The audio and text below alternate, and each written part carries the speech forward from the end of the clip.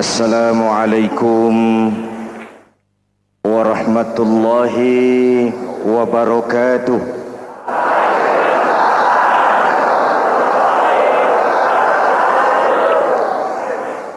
Alhamdulillahi rabbil alamin.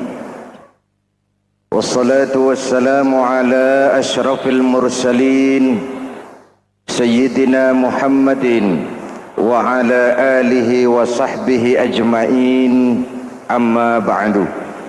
Hadirin hadirat ma'asyiral muslimin yang saya cintai, ada sebuah cerita pendek. Seorang pengendara sepeda motor ditangkap oleh Pak Polisi, lalu diperiksa. Ini motor siapa? Pinjam Pak. Helm? Pinjam. SIM? Pinjam. Kata Pak Polisi, tidak boleh begini. Marah yang naik sepeda motor. Pak Polisi bagaimana? Kok tidak boleh? Yang punya saja bilang boleh.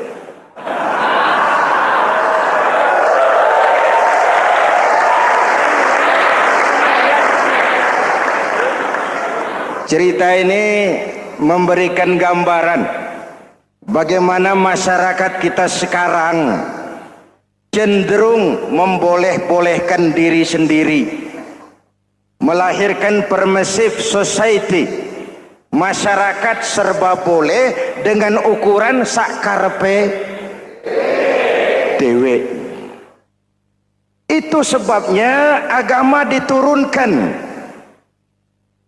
Dalam contoh yang indah, Rasul memberikan gambaran bahwa Islam ini bagaikan sebuah bangunan yang komponen pokoknya 5. Bunyal Islamu ala khamsin. Islam dibangun di atas 5 komponen pokok. Jadi kalau Islam ini ibarat bangunan, unsur penunjang pokoknya itu 5. Mari kita analogkan Islam dengan bangunan. Kalau saudara akan membangun rumah, sebelum pasang tiang, pasang genteng, pasang jendela, apa yang lebih dulu dibangun? Fondasi. Kalau Islam ibarat bangunan, fondasinya adalah syahadatu an la ilaha illallah wa anna muhammadar rasulullah. Ini fondasi. Jikalau kuat fondasi, aman bangunan. Jikalau rapuh fondasi, lentur dan luntur bangunan. Maka kuat atau tidak kuatnya bangunan Islam kita bergantung kepada keyakinan dasar tadi, fondasi. Saya bersaksi tidak ada Tuhan selain Allah, artinya saya tidak akan menyembah kecuali hanya kepada Allah. Orang yang benar fondasinya beres sujudnya. Kalau saya yakin tidak ada Tuhan selain Allah, saya tidak akan minta rezeki kecuali hanya kepada Allah. Orang yang benar fondasinya, giat bekerjanya, jauh dari tipu menipu, jauh dari renten, jauh dari riba, jauh dari korupsi, jauh dari judi. Keyakinan memberikan warna terhadap bentuk kepribadian. Kalau saya yakin tidak ada Tuhan selain Allah, saya tidak akan pernah takut kecuali hanya kepada Allah. Saya tidak akan melarikan persoalan kecuali hanya kepada Allah. Saya tidak akan menggantungkan hidup kecuali hanya kepada Allah. Saya tidak akan minta tolong kecuali hanya kepada Allah. Meresap ke dalam jiwa. Untuk keyakinan seperti ini, orang-orang tua kita dahulu berlinang air mata, bersimbah darah, bahkan berkorban nyawa, melaksanakan hijrah untuk mempertahankan keyakinan. Ini intan paling mahal dan ini mutiara paling berharga. Zaman boleh berubah, tapi pondasi tidak boleh goyah. Masa boleh berganti, tapi pondasi jangan sampai mati. Karena iman kita hidup, untuk iman kita berjuang, dan dalam iman kita ingin kembali menghadap Allah Subhanahu. Masih ingat cerita tentang Bilal? Masih? mengulang kaji saja. Bilal itu budak sahaya. Ketika masuk Islam dipanggil oleh majikannya. Bilal, iya bos. Saya dengar kamu masuk Islam ya? Iya bos. Kok berani-beraninya kamu masuk Islam? Memangnya kamu budak siapa Bilal? Iya budak bos. Bos. Kamu kerja sama siapa? Sama bos. Bos. Yang gaji kamu siapa? Ya bos. Nah, kamu kan ngerti Bilal. Kamu budak saya, kamu kerja dengan saya, yang gaji kamu saya, yang beri makan saya. Kenapa? Kok beraninya masuk Islam padahal kamu belum saya kasih izin? Bos, bos boleh beli badan saya, tapi jangan mimpi bisa membeli jiwa saya. Tuhan boleh kuasai badan saya, tapi jangan mimpi bisa menguasai keyakinan saya. Saya memang benar Tuhan yang gaji, tapi kan saya digaji, saya kerja. Kerja itu kewajiban saya, gaji itu hak saya. Soal keyakinan, jangan ikut campur bos. Kurang ajar kamu Bilal. Biarin. Bilal, begini saja. Kalau kau mau meninggalkan keyakinanmu, meninggalkan Allah Tuhanmu, kau akan kami merdekakan. Tapi kalau kau tetap dalam keyakinanmu, kamu akan saya siksa sampai mati. Bagaimana? Jangan mimpi bos. Lebih baik mati berkalang tanah daripada hidup bercermin bangkai.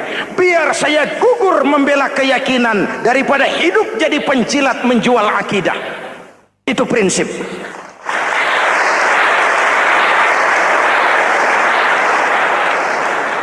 Gendeng kamu. Ayo siksa. Tangannya diikat, dihimpit dengan batu berat, dijemur dengan terik matahari padang pasir, terkelupas kulitnya, mengalir darah dari sekujur badannya, pecah bibirnya. Ayo Bilal, tetap bertuhan Allah dan kau akan mati di sini, atau kembali ke agama lama, kau jadi merdeka. Dari bibir yang pecah itu cuma keluar Allahu Ahad. Bilal budak badannya, merdeka jiwanya, maka namanya ditulis dengan tinta emas dalam sejarah. Kita zaman sekarang merdeka badan kita, tapi sering budak mental dan jiwa kita, maka sejarah tidak pernah mau mencatat kita.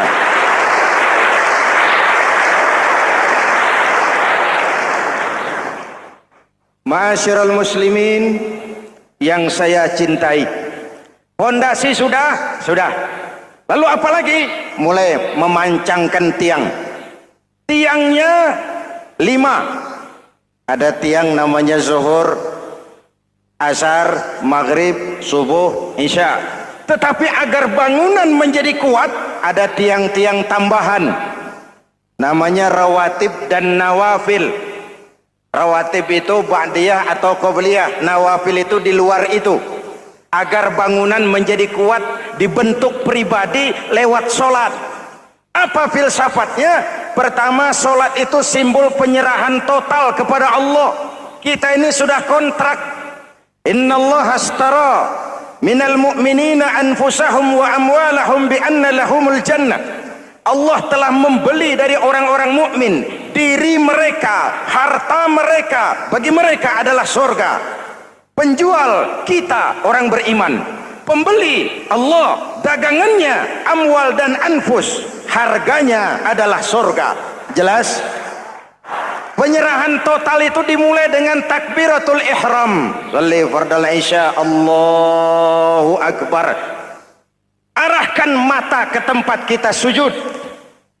Jangan lupa kalau sudah di atas, lupa dengan yang di bawah. Sudah jadi genteng, petatang peteteng di atas. Lalu bilang, merasa capek sendiri, kata genteng kepada tiang. Tiang, kamu sih enak, kata genteng. Saya setengah mati di atas. Kehujanan, kepanasan, kadang-kadang anak-anak nakal saya disambitin. Kata tiang, saudara genteng, ngomong jangan sembarangan ya. Kamu kira kamu bisa nongkrong dan nangkring di atas, itu gara-gara siapa genteng? Kan saya yang sokong dari bawah. Kamu jadi pejabat tinggi, jadi anggota ini, anggota itu. Kami rakyat yang angkat, jangan sudah di atas kami ditekan. Jangan agama dijadikan topeng untuk kepentingan pribadi. Berpolitik untuk kepentingan agama, ayo. Tapi menjual agama untuk kepentingan politik, itu yang merusak agama.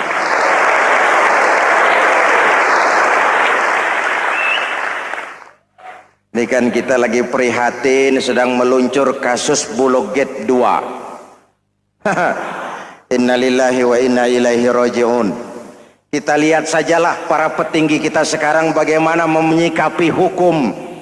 Sebab saya dengar ada bargaining, orang takut teriak maling sapi karena DE maling wedus.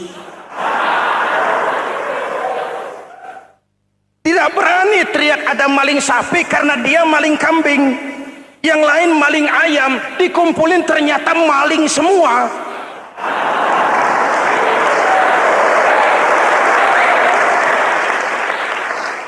Hadirin yang saya hormati, ini melukai rasa keadilan. Oleh karena itu, sholat mengajarkan kepada kita dalam posisi berdiri, lihat tempat sujudmu, jangan menteleng terus ke atas lalu lupa dari mana kita berangkat. Itulah maknanya tawadhu, rendah hati, tidak melonjak angku dan sombong. Ada sebuah hadis Rasulullah bersabda, idza aradallahu biqaumin khairan, apabila Allah menginginkan kebaikan kepada satu bangsa, apabila Allah menginginkan kebaikan kepada satu kelompok rakyat, walla alaihim hulama'uhum, maka yang naik jadi pemimpin adalah orang-orang yang santun, orang-orang yang lemah lembut, bukan orang yang menggunakan kekerasan dan tiran, sedikit-sedikit main pecat. Itu terlambat lahir. Mestinya lahir di zaman Hitler, mestinya lahir di zaman Benito Mussolini, atau kalau mau lebih klasik lagi di zaman Fir'aun.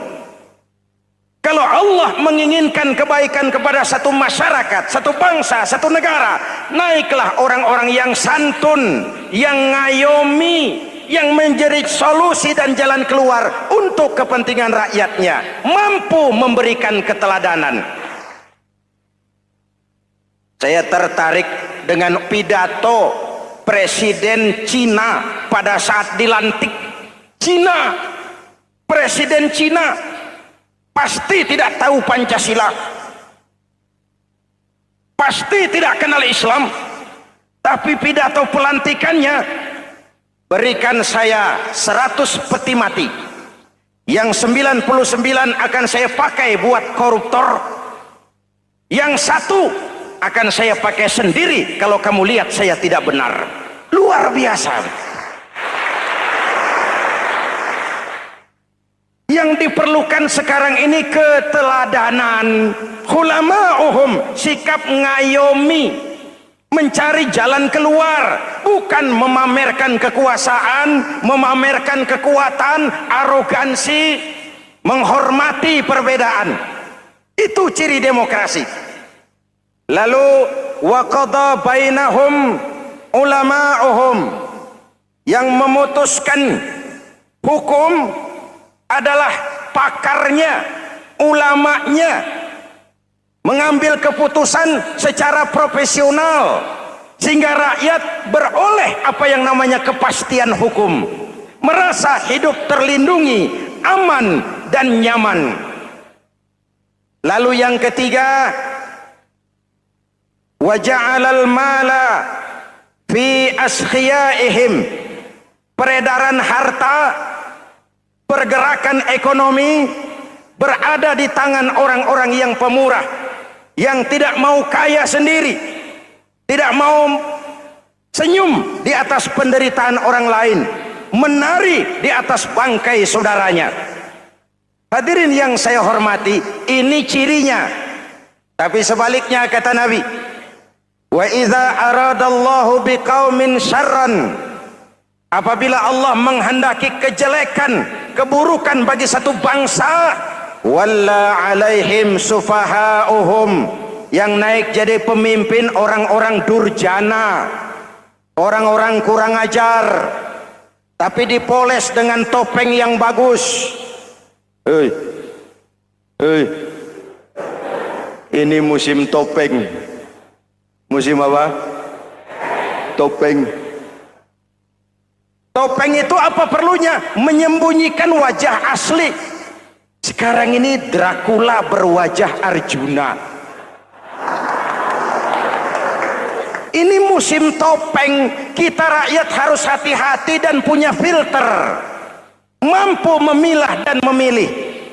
Walla alaihim sufahauhum wa qada bainahum juhaluhum, yang memutuskan hukum, yang mengambil keputusan orang-orang bodoh. Wa ja'alal mala fi bukhalaihim, peredaran harta, peredaran ekonomi jatuh di tangan orang-orang yang bakhil, yang tidak punya konsep menciptakan kemakmuran yang merata bagi seluruh rakyat Indonesia.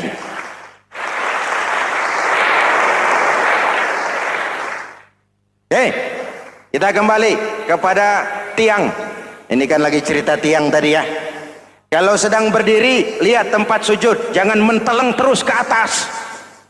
Terserang penyakit tamak bin rakus alias serakah. Nah, selesai. Anggota badan yang paling terhormat ini kepala. Ketika sujud, sama rendahnya dengan telapak kaki. Allahu Akbar, yang besar cuma Allah. Apa bedanya saya dengan saudara? Tidak ada, kecuali saya ngomong saudara dengerin. Kita sama-sama beribadah, sama-sama mencari nilai tambah di hadapan Allah. Apa saya lebih penting dari saudara? Belum tentu. Apa saya lebih hebat dari saudara? Belum tentu. Perasaan lebih penting, lebih hebat, lebih jago setan. Jelas? Ayo tundukkan kepala, dia sama rendahnya dengan telapak kaki kita. Yang besar cuma Allah. Allahu Akbar.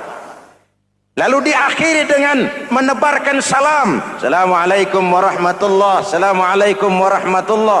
Menebarkan salam, mewujudkan rasa aman, damai, bukan menimbulkan keresahan. Hadirin yang saya hormati, ini karakteristik kita. Selesai sholat, kembali ke masyarakat, ajaran salam diterjemahkan. Apa? Rasulullah sallallahu alaihi wasallam bersabda, "Ufsus salam, wasilul arham, wa at'imut ta'am, wa sallu bil laili wan nasu niyam, tadkhulul jannata bisalam." Pertama, ufsus salam, tebarkan salam. Tebarkan salam itu bukan cuma kalau ketemu orang assalamualaikum, assalamualaikum. Iya, itu zahirnya. Tetapi hidup di tengah masyarakat memberikan rasa aman, rasa damai, menjadi pengayom bagi lingkungan, menjadi rahmah bagi semesta. Dalam Islam jangankan manusia, binatang saja dilindungi kok. Betul? Betul? Coba kalau belajar istinja itu kan makruh buang air kecil di tanah yang berlubang. Kenapa? Pertama, melindungi binatang yang ada dalam lubang. Siapa tahu di lubang yang saudara kencingi ada semut sedang rapat. Membahas Bologet jilid 2. Apa dosanya lalu mati dikencingi? Ini namanya rahmatan lis semut. Binatang saja dilindungi. Ada hadis, kalau kamu menyembelih hewan, sembelilah dengan cara yang terbaik. Jangan menyembelih ayam dengan pisau tumpul. Ini ajaran apa? Ajaran tentang peri kebinatangan.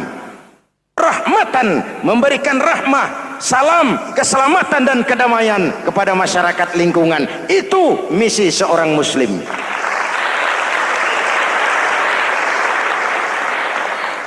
Hadirin hadirat ma'asyiral muslimin yang saya cintai, saya kembali kepada pesan Nabi tadi itu. Pertama, ufsus salam, sebarkan salam. Sekarang ini kan yang banyak sebarkan isu, sebarkan fitnah, hancurkan nama baik orang, hantam orang di mana-mana. Padahal yang diajarkan ufsus salam, sebarkan perdamaian, bukan permusuhan. Cari kebenaran, bukan kemenangan. Lalu yang kedua, wasilul arham, sambungkan silaturahmi, tegakkan semangat kekeluargaan dan persaudaraan. Karena kita sudah diikat dengan tali akidah. Mari kita saling bertanya setelah lewat hari-hari yang dimana kita seperti saling berhadapan, seperti tercabut dari akar budaya kita sebagai bangsa. Semangat gotong royong, semangat kekeluargaan makin lentur dan luntur, dan perlu kita angkat kembali ke permukaan. Silul arham, sambungkan semangat silaturahmi. Wa at'imut ta'am, berikan makan orang-orang yang kelaparan, mempunyai kepekaan dan kepedulian. Jangan menari di atas penderitaan orang, jangan tersenyum di atas isak tangis tetangga. At'imut ta'am, mempunyai kepedulian yang tinggi. Wa sallu bil laili wan nasu niyam, bangunlah di keheningan malam ketika orang sedang tidur. Istilah saya, kalau mau telepon Allah, jangan lupa nomor teleponnya itu 44342, jumlahnya 17. Zuhur, asar, maghrib, isya, subuh 44342. Jangan ragu-ragu, kalau angka cukup telepon sambung, kalau angka kurang hati-hati salah sambung. Pak, mau sambung yang lebih cepat bagaimana? Bisa, selain nomor itu coba pakai sambungan langsung jarak jauh, namanya SLJJ. Kapan? Tengah malam. Kenapa tengah malam? Lebih murah. Lebih murah. Saluran kosong, telepon jarang yang pakai, orang banyak tidur. Wa minal laili fatahajjad bihi nafilatan lak asa ayyab'atsaka rabbuka maqaman mahmuda. Nun, di keheningan malam bangun. Seperti bapak-bapak, ibu-ibu sering bangun tengah malam ya Bu? Ya. Ngapain? Kalau bangun tengah malamnya sih saya percaya, cuma urusannya apa? Kira bangun tengah malam mau tahajud, malaikat sudah mau nulis, cuma buang air kecil, tidur lagi. Hampir salah tulis saya.